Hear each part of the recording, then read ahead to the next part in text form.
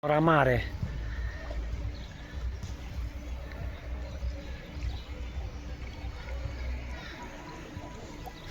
Acolo sunt bazinele cu apă termală, apă sărată, bazinul semi-olimpic în partea asta. Și dincoace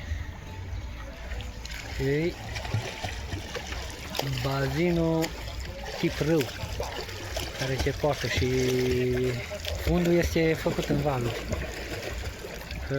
Adâncime maximă 1,20 m. Adâncime minimă 1 metru.